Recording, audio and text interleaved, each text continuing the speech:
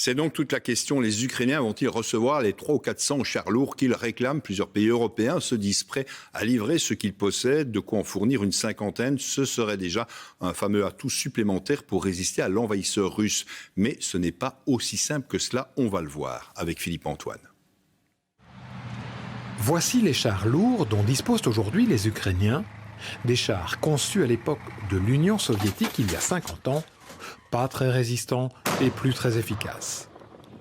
Les Ukrainiens voudraient donc pouvoir utiliser des plus modernes, comme ceux-ci, les chars Léopard, fabriqués et vendus par l'Allemagne. 15 pays d'Europe en possèdent et c'est une donnée très importante pour faciliter l'accès aux munitions et aux pièces de rechange. Face aux Russes, ces chars lourds qui combinent puissance de feu, mobilité et protection pourraient avoir un impact significatif. C'est très motivant pour les soldats au sol d'avoir des chars à proximité. Ça gonfle le moral et on ressent moins la peur. Mais pour pouvoir livrer ces fameux chars Léopard à l'Ukraine, comme souhaitent le faire la Pologne, la Finlande et les pays baltes, il faut d'abord obtenir l'autorisation officielle de l'Allemagne. Le pays qui les a vendus, c'est une règle dans le commerce d'armes. Et pour l'instant, les Allemands se font tellement prier que certains s'impatientent. Nous allons demander cette autorisation, mais c'est secondaire.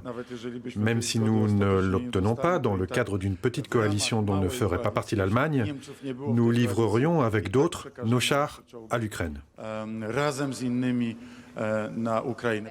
Hier soir, lors d'une interview en France, la numéro 2 du gouvernement allemand a semblé ouvrir la porte. Pour l'instant, la question n'a pas été posée. Si on nous posait les questions, nous ne nous opposerions pas. À Bruxelles ce lundi, les ministres des Affaires étrangères de l'Union européenne ont évidemment abordé le sujet. Tous les regards se sont portés vers la ministre allemande, même si en réalité c'est sur les épaules de cet homme, Olaf Scholz, que pèse l'énorme pression. C'est lui, le chancelier allemand, qui a la décision finale. Et on retrouve Quentin Warlop en direct à Kiev. Quentin, bonsoir. Une chose est certaine, plus que jamais, la population ukrainienne est derrière son président et la demande d'aide est plus que pressante, Quentin.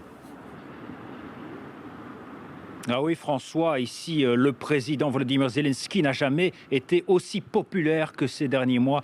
Guerre oblige, mais le président, les militaires et puis le peuple ukrainien, les Ukrainiens que nous avons rencontrés ces derniers jours, supplient désormais l'Allemagne de livrer ces fameux chars de combat. L'Allemagne clairement pointée du doigt, d'autant que l'Ukraine indique aujourd'hui que la demande officielle a été faite à l'Allemagne le 3 mars 2022, soit 7 jours seulement après l'invasion russe. Les Ukrainiens en sont convaincus avec leurs chars de fabrication soviétique. Ils peuvent actuellement se défendre, mais avec les chars Léopard 2, ils pourront, disent-ils, mener une contre-offensive pour récupérer les territoires pris par les Russes, ce qu'ils sont incapables de faire pour l'instant. Une déception d'autant plus grande que les sols sont actuellement gelés. Ils sont secs et donc propices à ce genre d'attaque. Des Ukrainiens tout de même soulagés, il faut bien le dire ce soir, parce que l'Union européenne vient de leur accorder un nouveau financement de 500 millions d'euros pour des fournitures d'armement et ajouter à cela aussi 45 millions d'euros supplémentaires pour la formation des militaires ukrainiens.